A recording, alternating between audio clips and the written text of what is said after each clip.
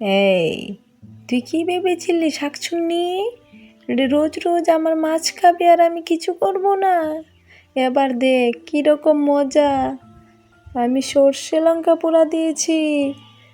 যা, তাড়াতাড়ি এখান থেকে যা, না হলে আজ এইখানেই বর্ষ হয়ে যাবি। কি করলি বুড়ি? এবার মতো আমাকে ছেড়ে দে। আমি আর এমন কাজ করব না। ছেড়ে দে আমাকে। ঠিক আছে, তাড়াতাড়ি এখান থেকে পালা, না হলে এইখানেই বর্ষ হয়ে যাবি। আজ আর রেহাই নেই তোর। পালা শাকচুন্নি, পালা, তাড়াতাড়ি পালা। এই যে, এবার তো মরতে মরতে বেঁচে গেলাম। আর তো এখানে থাকা যাবে না। সেই বুড়ি তো বুড়ি নয়, যেন আস্তা পুরো রাধাইনি। এখন আমাকে অন্য কোনো রাস্তা খুঁজে বের করতে হবে।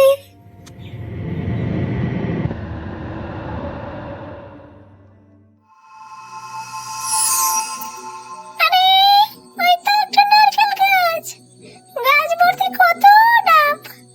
কিন্তু ওইটা তো একটা ফাঁড়ির ভেতর। তাতে আমার ভয়ই গেছে।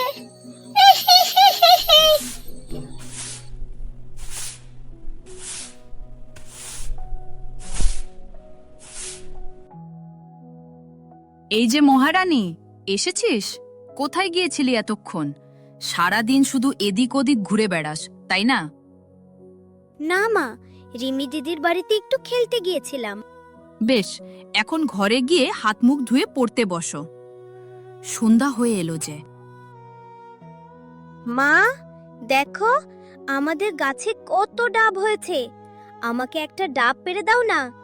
ডাবের জল নাকি খেতে খুব মিষ্টি। হ্যাঁ, কিন্তু আমি এখন কি করে ডাব পারবো? গাছটা তো খুব উঁচু। তোর বাবা মাঠ থেকে আসুক, সে গাছে উঠে তোর জন্য না হয় একটা ডাব পেড়ে দেবে। এখন ঘরে চলো।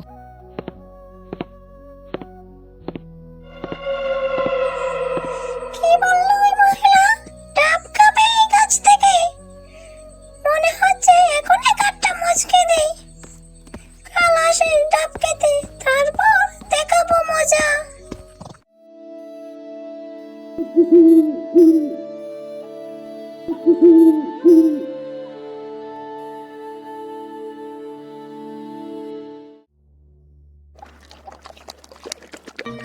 সবগুলি ঘুমে বিভোর।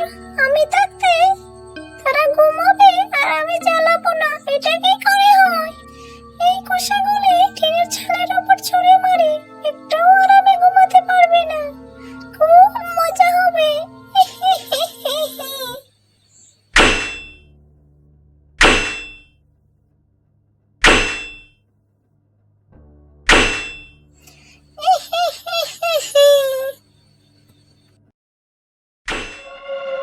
বাবা বাবা, এত রাতে টিনের চালে কিসের শব্দ? আমার তো খুব ভয় করছে। এই শব্দে তো একটুও ঘুমাতে পারছি না। হ্যাঁ, তাই তো। এই তো খুব জোরে জোরে শব্দ তো হচ্ছে।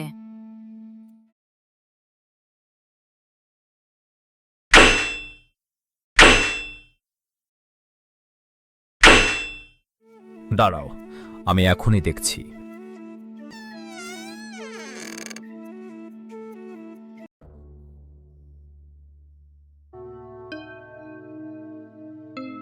এ কি, এতগুলো ডাবের খোসা একসঙ্গে কোথা থেকে এলো? তাহলে কি গাছে কোনো চোর উঠেছিল, নাকি বাদুড় এসে ডাব খেয়েছে?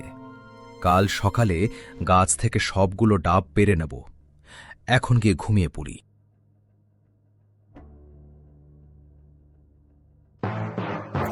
বললেই হলো ডাব পেড়ে নেবে। আয়, দেখাবো মজা। একদম গাঠটা মুচকে দেবো।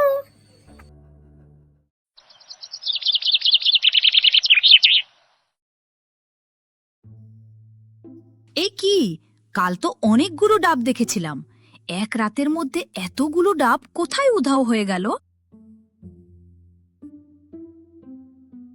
আমি ভাবছি কি, এখন গাছে উঠে সবগুলো ডাব পেড়ে নিই। এখন যা গরম পড়েছে, বাজারে নিয়ে গেলে খুব ভালো দাম পাবো। ডাব খাবে? কি শখ! এই গাছ এখন আমার। এখান থেকে আমি কাউকে একটি ডাবও নিতে দেব না। আগে গাছে উঠ, তারপর দেখাবো মজা। হ্যাঁ, তুমি একদম ঠিক বলেছ। আর তোমার মেয়েটাও কবে থেকে ডাব খাবে বলে বায়না ধরেছে। সেখান থেকে 2টো ডাব রেখে দেব।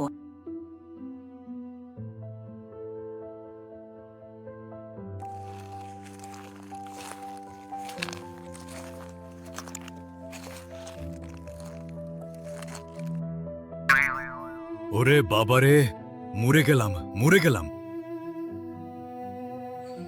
কি হলো? গাছে উঠ।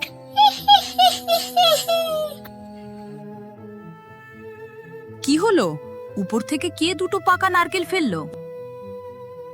গাছে না উঠতেই কিভাবে দুটো পাকা নারকেল পড়ে গেল, এটা তো কিছুতেই বুঝতে পারলাম না। থাক, তোমাকে আর ডাব পারতে হবে না। বাদুর খাক আর চড়ি খাক, খেতে দাও।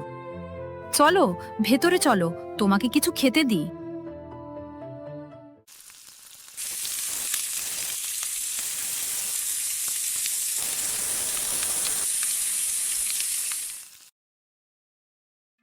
কই গো রিতা, তুমি তো বললে খেতে দেবে, এখনো যে খেতে দিচ্ছ না? বেলা তো গড়িয়ে গেল। হ্যাঁ, রান্না হয়ে গেছে, এখনই দিচ্ছি, তুমি এসো। মাছ! মাছের গন্ধে জিভটা যেন কেমন লকলক করছে।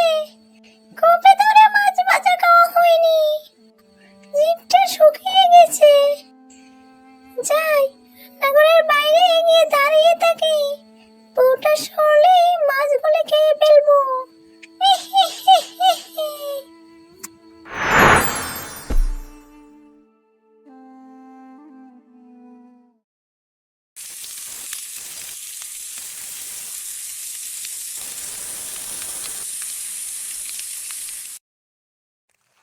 রান্না তো শেষ, আমি বরং থালা বাসনগুলো মেজে নিয়ে আসি।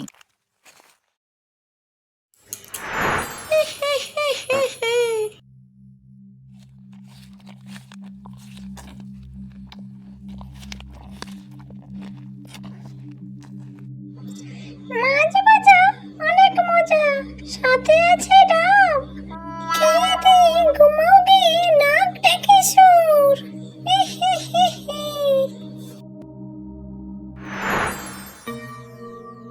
এ কি?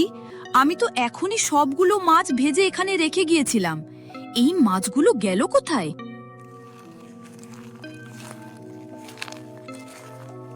ভাত বেড়েছ? দাও, খেতে দাও, খুব খিদে লেগেছে। না মানে, কি হলো, খেতে দিচ্ছ না যে? আসলে কি ব্যাপার বলো তো? আরে আমি এখনই সব মাছ ভেজে এখানে রেখে বাসন মাজতে গিয়েছিলাম, এসে দেখি একটা মাছও নেই।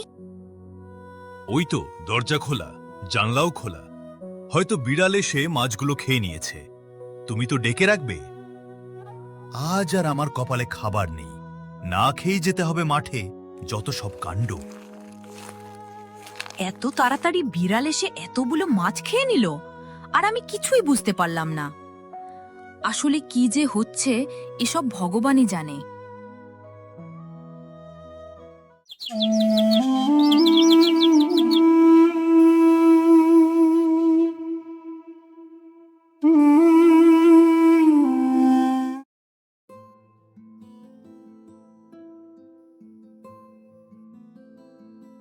মা মা, বাবা তো এখনো এলো না, বেলা তো শেষ হয়ে গেল। হ্যাঁ তাই তো, এখনো যে এলো না।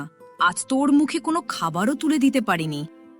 আমি বরং রাস্তার দিকে না তাকিয়ে 2টো নারকেল দিয়ে পোয়া পিঠা বানাই, তাহলে ও ফিরে এসে খেতে পাবে।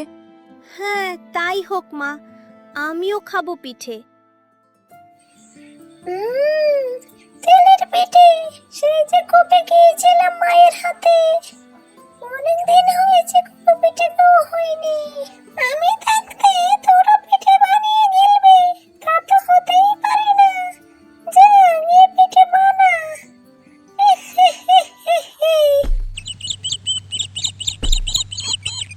না, আজ আর নয়, এখন বাড়ি চলে যাই। কাল ভোরবেলা আবার চলে আসব।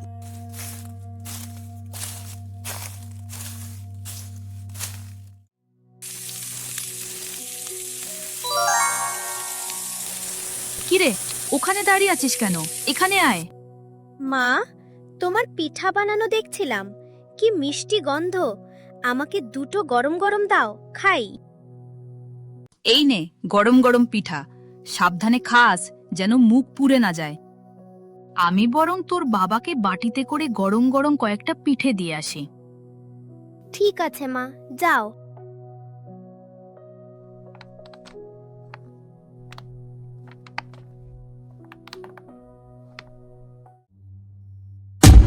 এ কি পুটি, তুই এখানে? তাহলে আমার রান্নাঘরে কে? আমি কাকে পিঠে খাওয়ালাম? এসব কি বলছো মা? আমি তো কতক্ষণ ধরে বাবার সঙ্গে এখানেই বসে আছি। তাড়াতাড়ি চলো আমার সঙ্গে। আমি সত্যি বলছি, রান্নাঘরে পুটির মতো হুবহু দেখতে একটা মেয়ে দাঁড়িয়ে আছে।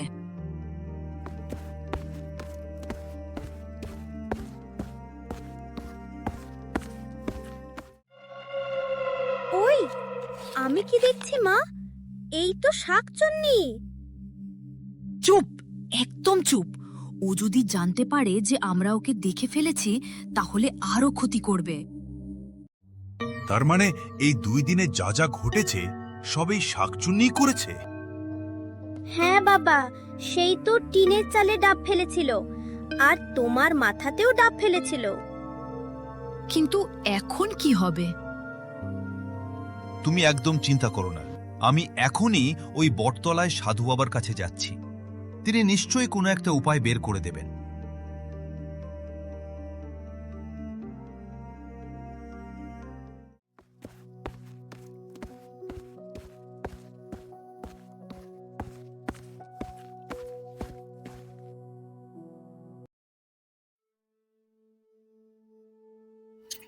তুই একদম চিন্তা করিস না, সব সমস্যার সমাধান আছে। ওই ডাইনিকে একটা শায়েস্তা করেই ছাড়বো। একবার যেহেতু এসেছে, আবার আসবে মাছের গন্ধে।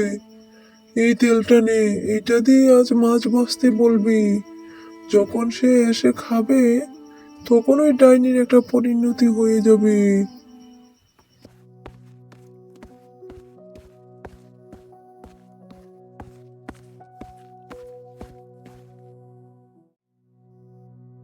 সাধু বাবার কথা মতো বিমল রীতাকে সব খুলে বলল। রীতা সব কথা শুনে সাধু বাবার দেওয়া তেল দিয়ে মাছ ভাজতে লাগল। রীতা ঠিক তখনই খেয়াল করল তার পিছনে যেন কেউ এসে দাঁড়িয়েছে। মা, আমাকে দুটো ভাজা মাছ দাও। ওরে বাপরে, মরে গেলাম, পড়ে গেলাম, কি যে হলো রে! ছেড়ে দে আমাকে, আগুনে কাঁটা চলে যাচ্ছে আমার, ছেড়ে দে আমাকে বলছি। মা, এখন শাকচুন্নি আমাদেরকে আর জ্বালাবে না। যাও, এবার বাকি মাছগুলো ভালো করে ভেজে ফেলো। শাকচুন্নি খেতে না পারলেও আমরা কিন্তু আজ জমিয়ে খাবো। হ্যাঁ, আমি এখন ওই বাকি মাছগুলো ভেজে দিচ্ছি। তোমরা ভেতরে এসো। বন্ধুরা, ভিডিওটি যদি আপনাদের ভালো লেগে থাকে তাহলে একটি লাইক করবেন, বন্ধুদের সঙ্গে শেয়ার করবেন এবং এমন আরও সুন্দর বাংলা কার্টুন গল্প দেখতে আমাদের চ্যানেলটি সাবস্ক্রাইব করে পাশে থাকা বেল আইকনটি চাপতে ভুলবেন না। সবাই ভালো থাকবেন, আবার দেখা হবে নতুন একটি গল্পে।